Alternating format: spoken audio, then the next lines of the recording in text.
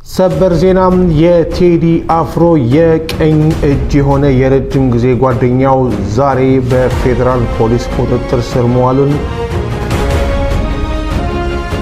የቴዲ አፍሮ ምክትል ማናጀርና ቃል አቀባይ ማህሌት ሰለሞን መታሰሯን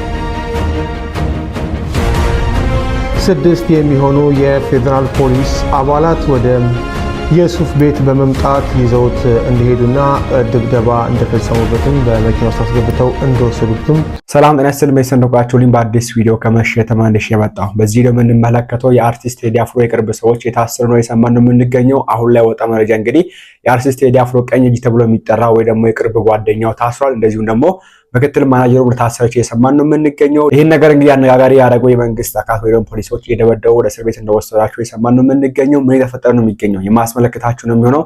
ላይክ እና ሼር ማድረግ እንዳይረሳ። ሰብስክራይብ ለምንድን ነው የማታደርጉት?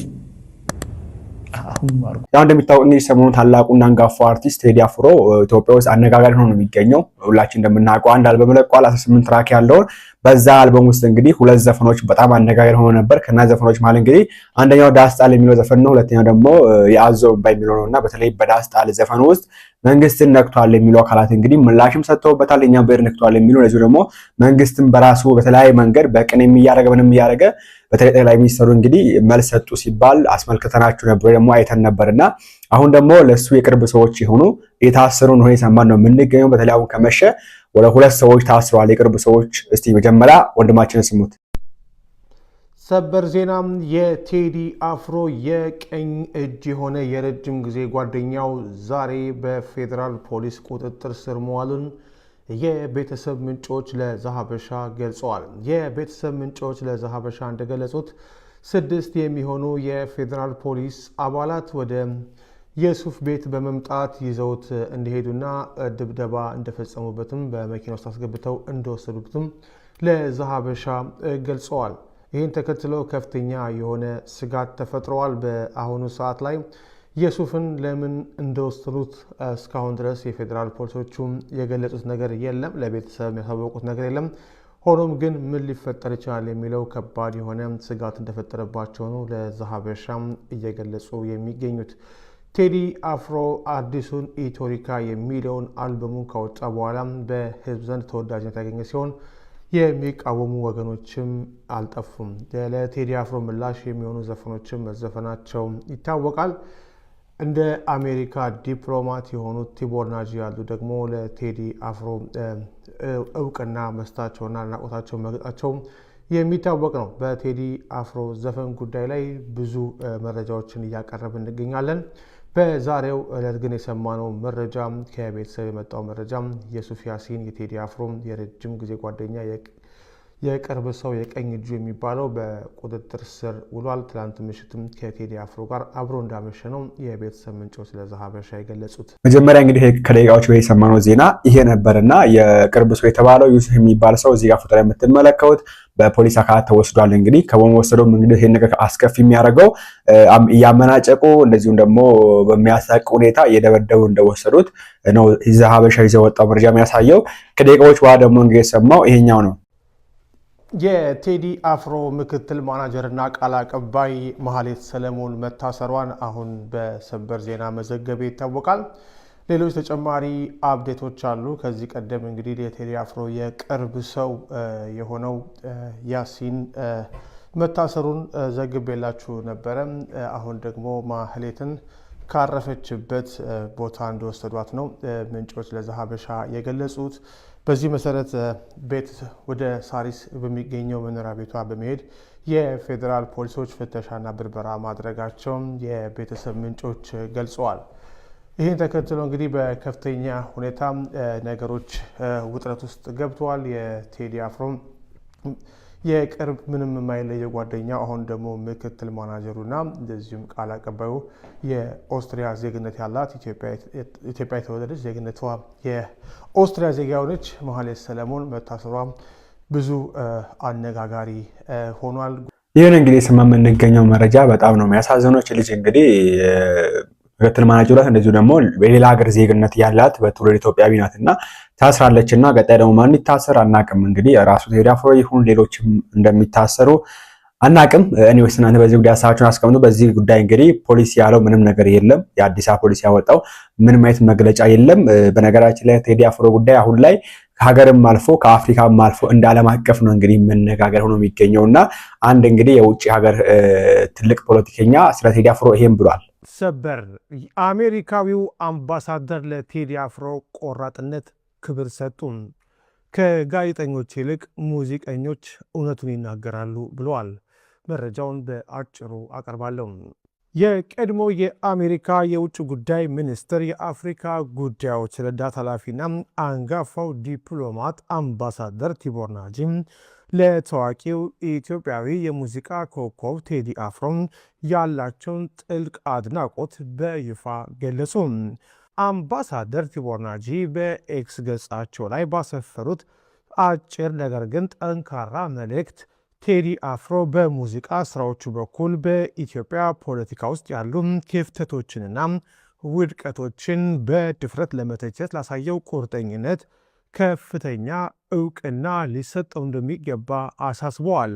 አንጋፋው ዲፕሎማት በመልእክታቸው ላይ አንድ አነጋጋሪና አሳሳቢ እውነትንም አንስተዋል።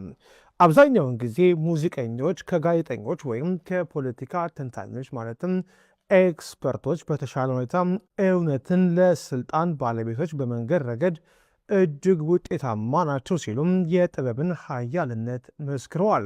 በማስከተልም ቴዲ አፍሮን ሊወዱትም ሆነ ሊጠሉት እንደሚችሉ ጠቅሰው ነገር ግን የፖለቲካ ስህተቶችን በግጥምና በዜማ ሸምኖም በድፍረት በማቅረብ ላሳየው ቆራጥነት ክብር ሊሰጠው ይገባል በማለት የኢትዮጵያ ሕዝብና የፖለቲካው ማህበረሰብ የቴዲ አፍሮ መልእክቶች በጥሞና እንዲያዳምጥ ጥሪያቸውን አስተላልፈዋል።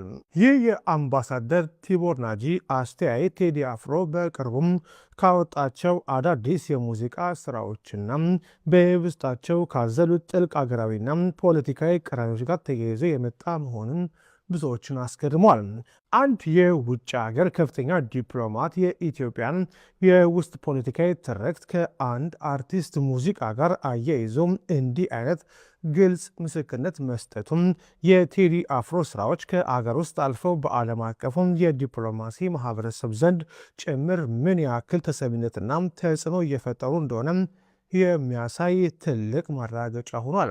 ከዚህ ቀደም የቀድሞ የአሜሪካው ፕሬዚዳንት ባራክ ኦባማ በዓመት ውስጥ ካዳመጧቸው ሙዚቃዎች መካከል የቴዲ አፍሮን አንድ ሙዚቃ መምረጣቸው የሚታወቅ ነው። የምትሰሙት እንግዲህ ጉዳዩ ከሀገራችንም አልፎ በዓለም አቀፍ ደረጃ እንግዲህ ቴዲ አፍሮ እውቅና የሰጠው ነው ጉዳይ ነው ደግሞ አልበም ነውና አሁን ላይ አልበሙ ኦልሞስት ከ7 ሚሊዮን በላይ እይታ አግኝቷል ዩቲዩብ ላይ። በጣም ብዙ ነው። 7 ሚሊዮን ማለት ከአልበም ውስጥ ኦልሞስት 4-5 ቀን 6 ቀን ቢሆነው ነው አልሞላውም። እንዲሁም በዚህ ውስጥ እንግዲህ ከ7 ሚሊዮን በላይ ቪው ማለት በጣም ብዙ ነው እና አንዱ ዘፈን ብቻ ወይ ደግሞ አንዱ ትራክ ብቻ ዳስጣል የሚሉ አይታችሁ ከሆነ ወደ 12 ሚሊዮን በላይ ቪው አግኝቷል በዚህ በ5 ቀን ውስጥና ብዙዎችን እያነጋገረ ይገኛል። እንግዲህ ያሁን ላይ የታስሮ የሚጎት እንግዲህ ጓደኞቹ ናቸው ደግሞ የቅርብ ሰዎች ናቸው ደግሞ በሶስት ነው በኋላ የሚፈጠው ተጽዕኖ ይኖራል። እሱ መታሰሩ ለሱ አዲስ አይደለም ወይ ደግሞ እሱ ቢታሰር ይሄ የሚደንቅ ጉዳይ አይደለም። ምክንያቱም ቴዲ አፍሮ ከዚህ በፊትም ታስሯል ብዙ ጊዜ። ቴዲ አፍሮ ድሮም እንደሚታወቀው ያሰሪያል የሚል ዘፈን 17 መድፍ ያለ ሲተች እንግዲህ የምናውቀው ነገር ነው። በዛ ሰዓት ታስሮ ነበርና ወንድማችን ስሙ ኢህአዴግ ጊዜ ያስተሰርያል የሚል ዘፈን አውጥቶ ቴዲ አፍሮ ሁሉም ጨፍሩበታል። ሁሉም ተአምር ሰርቶበታል። ስርዓትን በቃላት ችግሮች አሉብህ ብሎ መናገር ኃጢአትም አይደለም፣ ለአንድ መሪ መንግስትም ጠቃሚ ነው። ሲቀጥል ያስተሰርያል ብሎ ሲዘፍን በ17 መርፌ ብሎ ሲዘፍን ስደግፍ የነበርክ ዛሬ ዳስጣል ሲል የምትቃወም ከሆነ እመነኝ አሁንም የቋንቋ ወይንም የዘር አስተሳሰብ ውስጥ ነው ያለው ማለት ነው። በተአምር ቴዲ አፍሮ ሲዘፍን እስቲ ንገሩኝ፣ ከአንዷን ዘፈን አውጡና ንገሩኝ፣ የትኛውንም ቋንቋ አንቋሾ አያውቅም፣ የትኛውንም ህዝብ አንቋሾ አያውቅም። ሁሌ ፍቅር እንሁን፣ አንድ እንሁን፣ አትንኩን ነው የሚለው። ነፍሱን ይማረውና የአምቦ ልጅ አጫሉ ሁንዴሳ ይሄንኑ መንገድ ተከትሎ ስርዓትን ሲወነጅል ትክክል አይደላችሁም ሲል ሂስ ሲሰጥ ነበረ በሙዚቃዎች ውስጥ። እና ታዲያ ምን ተገኘ? ለዘፈን መልስ ከሚሰጥ ስተታችን ምኑ ጋር ነው? ምን እናድርግ?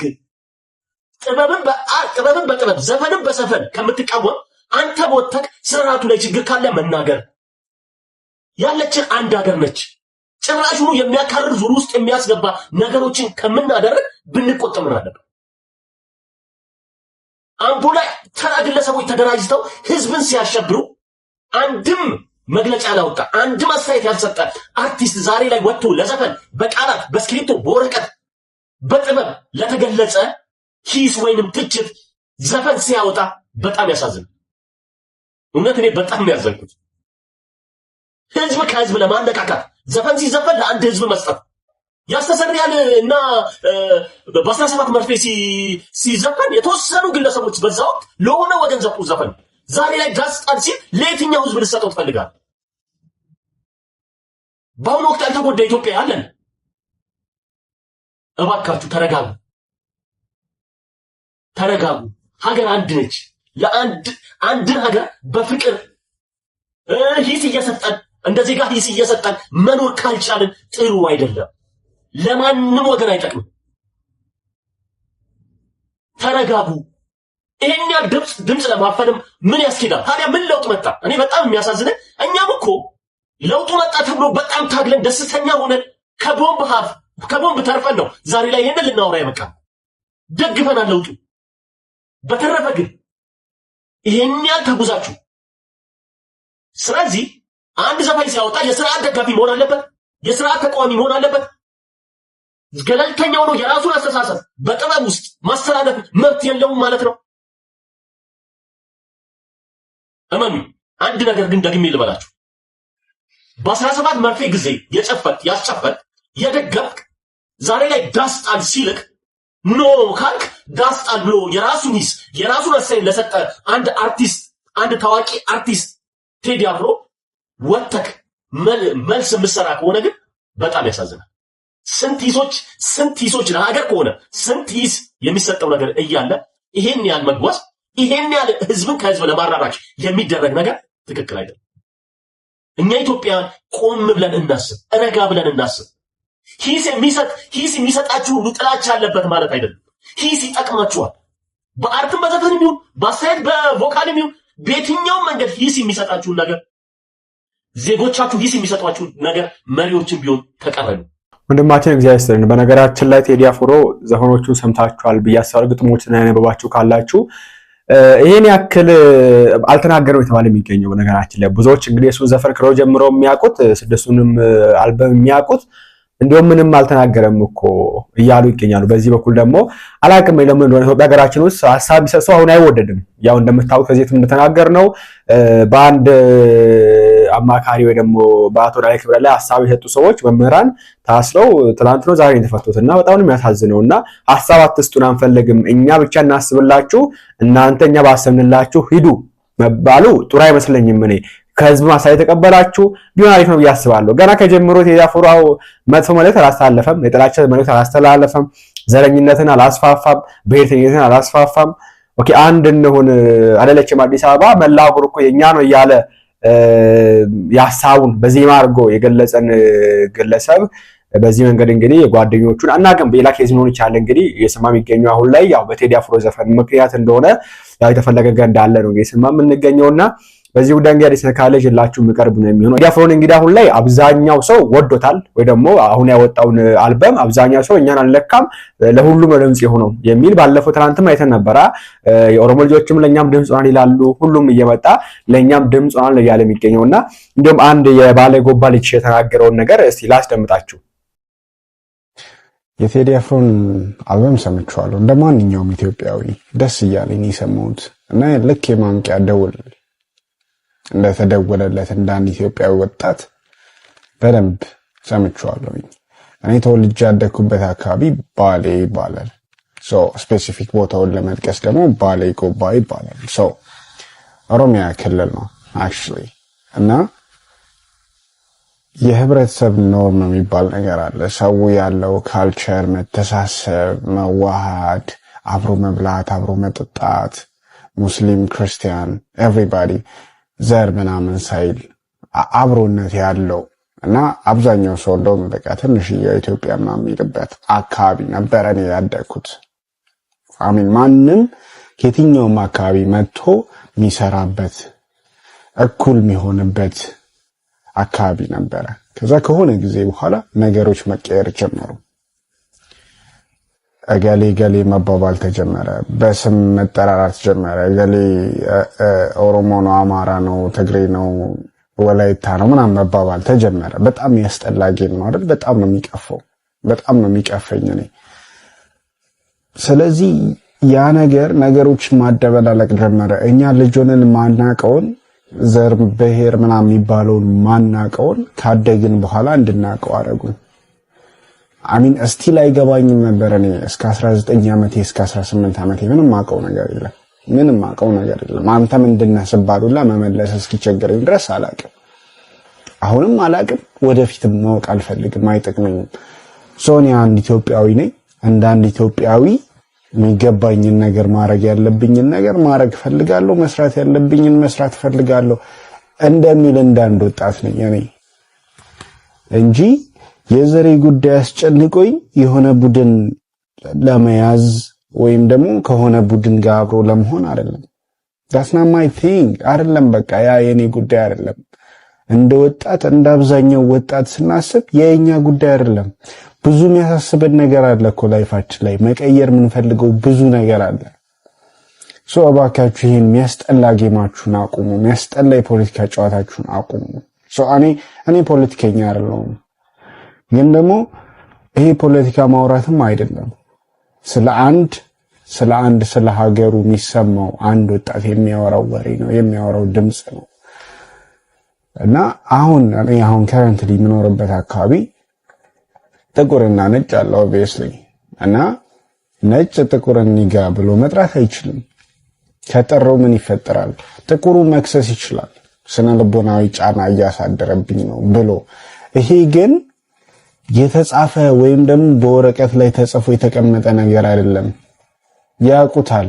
በቃ ያ ነገር ያገዛዝ ሲወድቅ፣ ያ የባርነት ዘመን ሲያበቃ ይሄ ነገር መቀጠል እንደሌለበት ያቁታል። ማንንም ኒጋ ብሎ መጥራት አይችልም። ጥቁሮቹ እርስ በርስ ሲባባሉ እንሰማለን አይደል? ያ አዲስ አይደለም። ግን ነጩ በዛ ስም እየጠራው ከሆነ የሚያስከትለው ስነ ልቦናዊ ቀውስ አለ። በጣም ያስጠላ ነገር ነው የሚፈጠረው።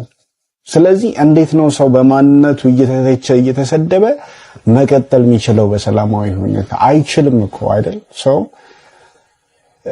የህግ አግባብ አላቸው። እንደዛ ይሁን አይደለም።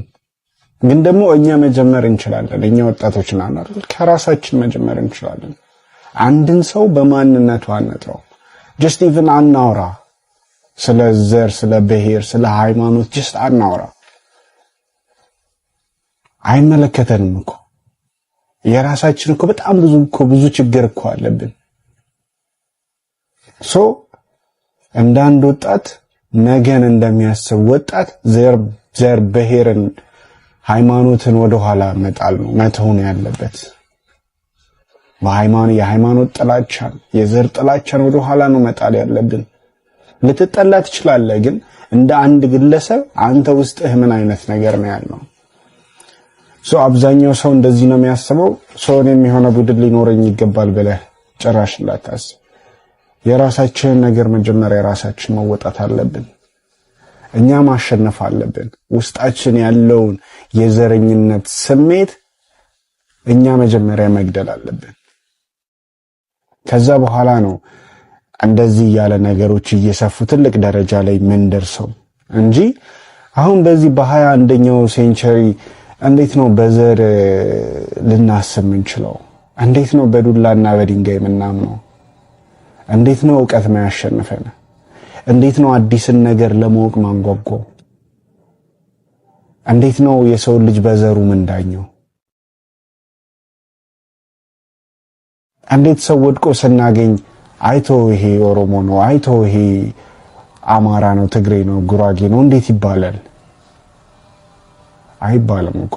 ሰው እንዴት በዘሩ ይገደላል? አይገደልም እኮ። ወንድማችን ነሳው እግዚአብሔር ይስጥልንና በዚህ መንገድ በፖዚቲቭ ብንረዳ መልካም ነው ያስባለሁ። እንደዚሁም ደግሞ ቴዲ አፍሮ በዘፈኑ ላይ ዳስጣል ብሎ እንደዚሁ ደግሞ ጽዮን ሙሽራይ ብሎ መስክኗል። በነገራችን ላይ ዳስጣል የሚለውን ብቻ ወስዳችሁ ለራቻ የታችሁ ለእስር የሚዳረገው መስሎ ከታያችሁና እሱን የፈለጓችሁ ጓደኞቹን የያዛችሁ ከሆነ የሚመለከታችሁ አካላት ዳስጣል ያለው ግለሰብ ነው ጽዮን ሙሽራይ ብሎ ያመሰገና ተስፋ እንዳላት የተሞሸረች እንደሆነም የተናገረው በዜማ ያደረገውና ኢንዌስ በቴዲ አፍሮ ሆነ በሱ ዙሪያ በሚገኙ ሰዎች አዲስ ነገር ካለ ይላችሁ መቀርብ ነው የሚሆነው። ላይክ እና ሼር ያርጋችሁ ሐሳባችሁን ኮሜንት ላይ ማስቀመጣችሁ እንዳትረሱ። በቀጣዩ ቪዲዮ እንመለሳለን። ቸር ቆዩልኝ።